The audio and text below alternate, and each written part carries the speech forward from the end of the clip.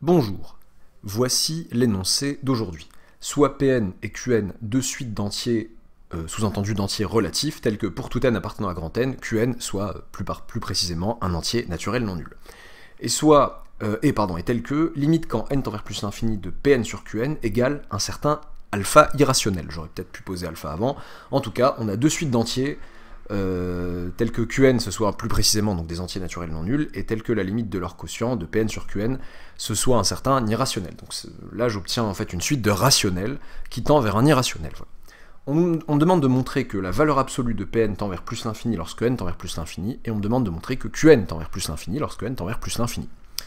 Vous pouvez vous donner... Allez, il va y avoir des indications aussi, mais vous pouvez vous donner une bonne demi-heure de réflexion et de recherche avant de regarder la correction.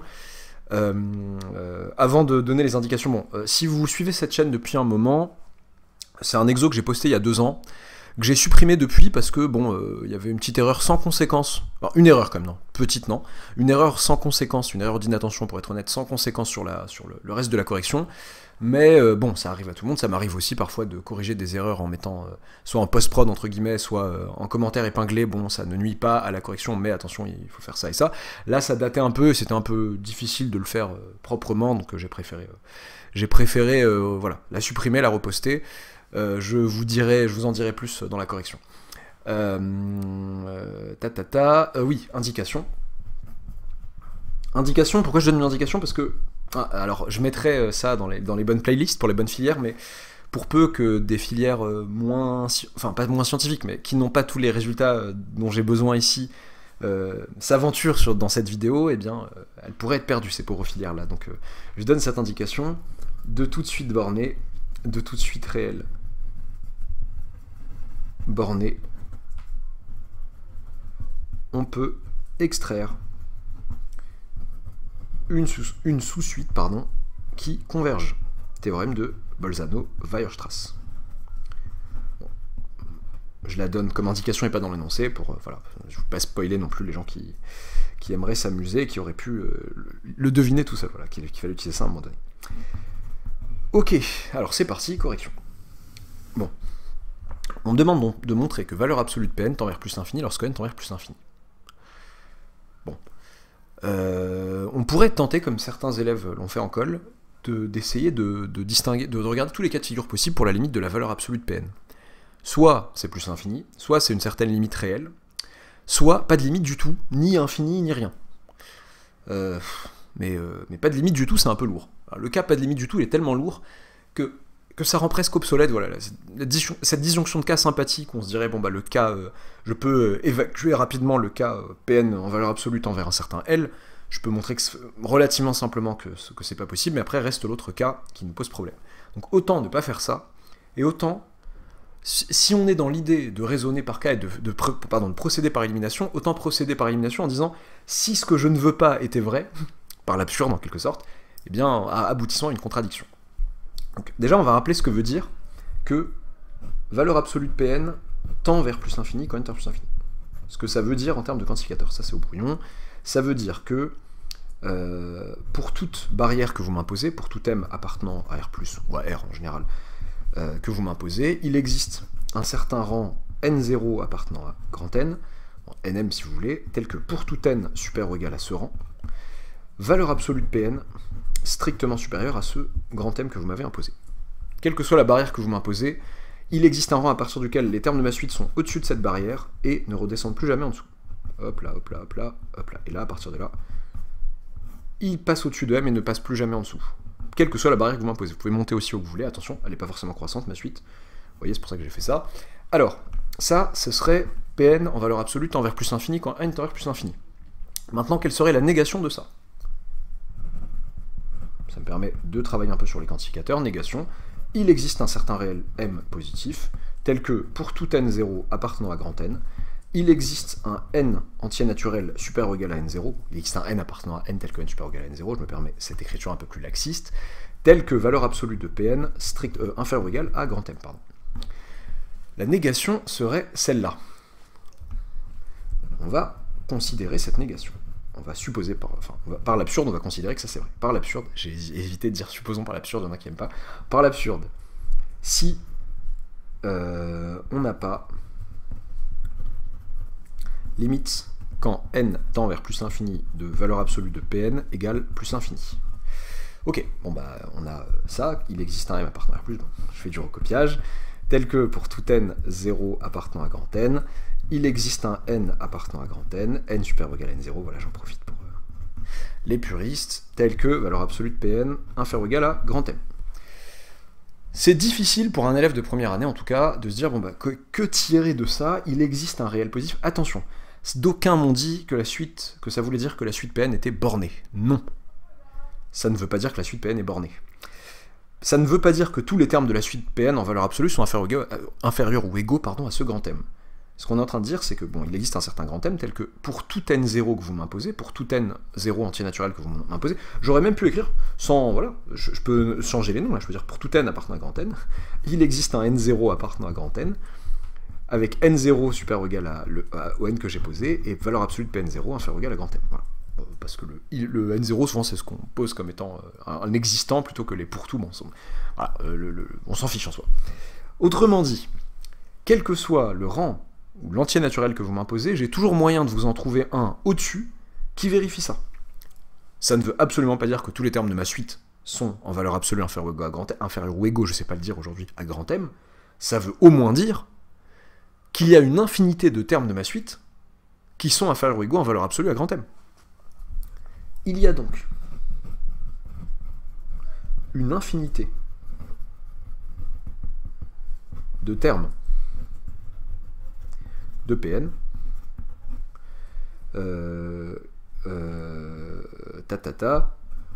qui appartiennent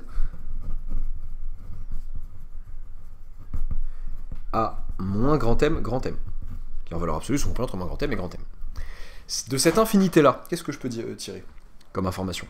Je vais pas m'amuser à construire, je pourrais construire proprement, ça dépend en colle, la plupart des colleurs vous laisserez tranquille là, mais je pourrais exiger, si j'étais relou, voilà comment je construis précisément, donnez-moi une manière de construire, de choisir le n suivant à chaque fois, bon il s'agirait de prendre un n plus grand que tous les précédents, dont je sais qu'il existe un rang qui est strictement plus grand que tous les précédents que j'ai pris, et je sais qu'il existe et qui va vérifier que valeur absolue de P ce rang est inférieur ou égal à grand M. Voilà. Une sorte de mécanisme comme ça. Mais le fait de dire ici il y a une infinité de termes de Pn qui appartiennent à moins M ou M, je vois rien de, comment dire, d'abuser s'il y a d'autres chats à fouetter comme ici. Donc, autrement dit, il existe une suite extraite, je vais poser l'extractrice plutôt, il existe phi de grand N dans grand N, strictement croissante, telle que, eh bien, pour tout n appartenant à grand N, la valeur absolue de p phi de n soit inférieure ou égale à grand M. Il y a une suite extraite de ma suite qui est bornée. Voilà, ma suite n'est pas nécessairement bornée, mais il y a une suite extraite de cette suite qui est bornée. Bon, qu'est-ce que ça me donne envie de faire? D'après donc cette suite p phi de n est bornée, d'après le théorème de Bolzano-Weierstrass, il existe une suite extraite de cette suite-là, il existe donc une psi strictement croissante, application psi strictement croissante de n dans n, telle que, eh bien voilà, je crois pas que j'avais fait dès le début cette erreur, mais j'avais fait une erreur de sens des extractrices à un moment d'inattention. P phi de psi de n, converge. Ok, parce qu'une suite extraite de p phi de n, c'est une p phi de psi de n. J'en ai parlé dans une vidéo récente, dans un Où est l'arnaque récent, justement, où le but c'était de vous douiller sur ça. Et j'ai pensé, je dis, ah mais j'ai un exo qui traîne que je pourrais mettre en suggestion de la vidéo de cette Où est l'arnaque, de ce Où est l'arnaque, et en fait, en revisionnant la vidéo, je dis, attends, il y a un moment que tu fais l'erreur. Donc j'ai préféré supprimer et remettre un truc plus propre. Tel que p phi de psi de n converge, donc je vous mettrai peut-être en description, en tout cas en suggestion, la vidéo du Où est l'arnaque où j'explique bien pourquoi c'est dans ce sens-là et pas dans l'autre, vers L appartenant à R. Ok. Mais, ici, je vais me servir du fait que P phi de psi de n, P phi rond psi, si vous voulez, de n, c'est une suite d'entiers. Oui, c'est une suite extraite de la suite Pn. C'est une suite d'entiers. Et c'est une suite d'entiers qui convergent. Donc, nécessairement, elle converge vers un entier. Je vais le redémontrer ici. En colle, en fonction du caller ou de la situation, je demanderai au caller, je lui dirais, bon, est-ce que je le redémontre, est-ce que machin, et bon, s'il me dit oui, je le fais, si... Enfin, ou alors, si je sais le faire, il faut savoir le faire, c'est un des trucs de première année qui sont bons à savoir, il faut savoir le faire sur demande, et au pire dire, bon, je peux vous le démontrer, ça fait bon genre de dire, bon voilà, j'ai établi, j'ai supposé ça, si vous voulez que je vous le démontre, je peux le faire maintenant. Donc ok, rappel, soit un appartenant à z puissance n, donc une suite d'entiers relatifs, tels que un converge, alors, en fait, un est stationnaire, constante à partir d'un certain rang. Et donc, si vous me dites qu'elle est constante à partir d'un certain rang, forcément, sa limite est un entier, puisque sa limite sera la valeur à laquelle elle stationne, qui est un entier. Un est stationnaire, et donc converge vers... Oula, j'écris très mal aujourd'hui, pardonnez-moi, vers un entier. Ok. En effet, eh bien, soit L, sa limite. Nous savons que pour tout epsilon strictement positif, bon, je l'écris, il existe un certain n epsilon appartenant à grand N, tel que pour tout n supérieur ou égal à ce n epsilon, valeur absolue de un moins L est inférieure ou égal, ou inférieure strict si vous voulez, à epsilon. Je mets inférieur ou égal ici, bon ça ne change pas grand-chose. Bien, en particulier, si c'est vrai pour tout epsilon strictement positif, je peux me permettre de prendre epsilon égale 1 tiers par exemple. Il existe un certain n appartenant à grand N, tel que pour tout n supérieur ou égal à ce grand N, un moins L en valeur absolue est inférieur ou égal à 1 tiers. Donc un est compris entre L plus 1 tiers, L moins 1 tiers. Or, dans L moins 1 tiers, L plus 1 tiers, un intervalle, qu'il soit ouvert ou fermé, bon en l'occurrence s'il est fermé mais il est de longueur 2 tiers, il y a au plus un entier.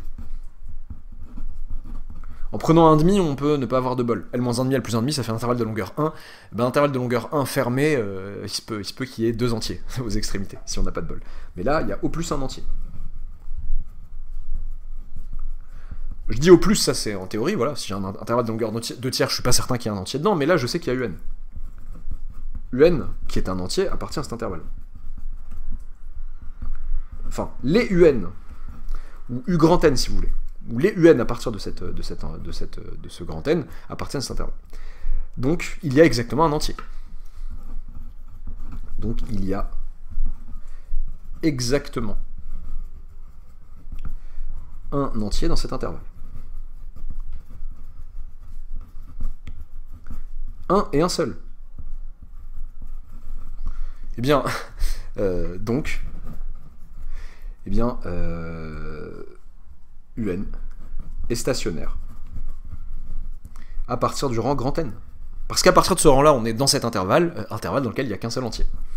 À partir du rang grand N. Et donc, limite, quand n tend vers plus infini de un, est égal à u grand N, qui est un entier. Voilà, ok. Donc, tout ça pour dire que donc L appartient à Z. Cet entier-là, ce réel-là est un entier. D'accord, mais qu'est-ce que je fais avec ça? Moi, mon objectif, c'est de montrer qu'il y a un problème, quoi. Je regarde ce qui se passe. P phi de psi de n converge vers un certain entier. Moi, je sais que, je rappelle que, or, Pn sur Qn est censé tendre, lorsque n tend vers plus l'infini, j'allais dire une bêtise, vers alpha. Donc, toute suite extraite de cette suite-là, de la suite des Pn sur Qn, doit tendre aussi vers alpha. Donc, en particulier, P, je me trompe pas, je crois que c'est à ce moment-là que j'avais fait l'erreur, P phi de psi de n, voilà, à ce moment-là, d'inattention, j'avais fait cette erreur, P phi de psi de n sur Q phi de psi de n tend, lorsque n tend vers plus l'infini, vers mon fameux alpha. Mais je sais que P phi de psi de n tend vers un entier qui s'appelle L. Bon, il s'appelle L, c'est pas très joli pour un entier, on s'en fiche, on fera avec. Alors, à ce stade de l'année, je parle à deux types d'élèves. Soit vous avez vu les équivalents, soit vous avez vu les équivalents. Et alors, P phi de psi de n, il peut tendre vers un entier L qui est nul, donc ça poserait un problème, mais je peux multiplier par Q phi de psi de n des deux côtés,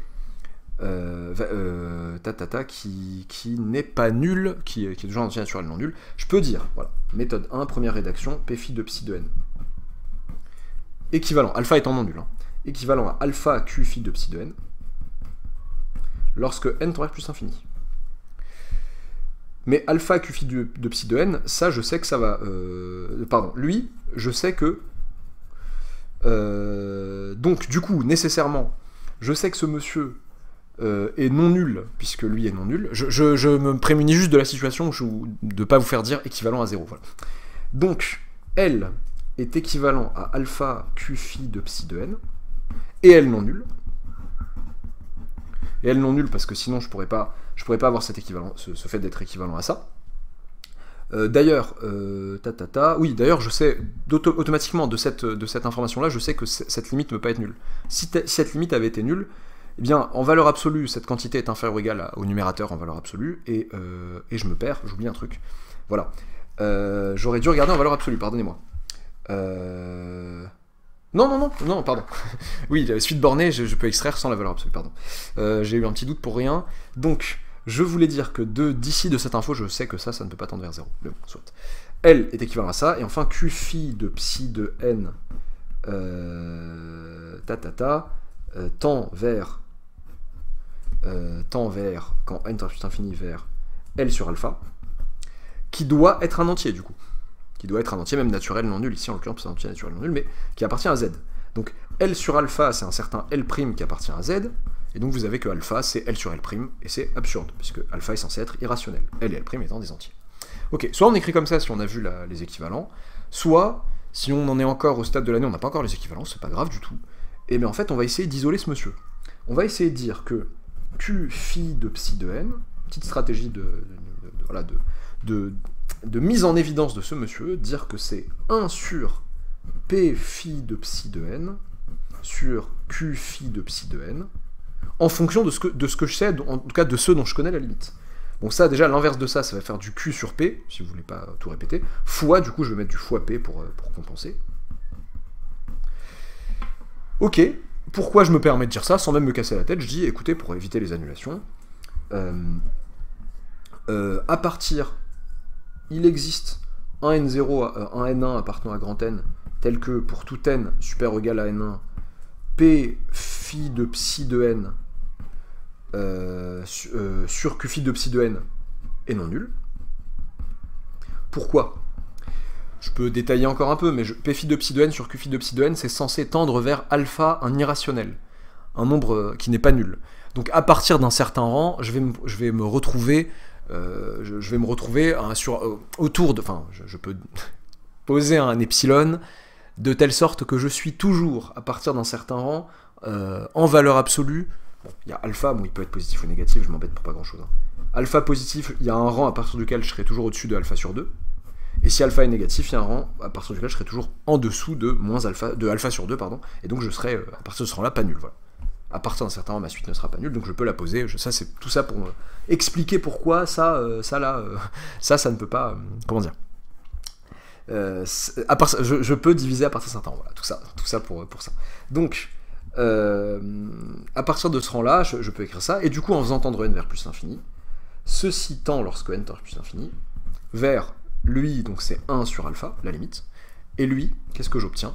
J'obtiens P phi de psi n, dont on a dit que la limite c'était L. J'obtiens le même résultat. J'obtiens du L sur alpha, et ça c'est absurde.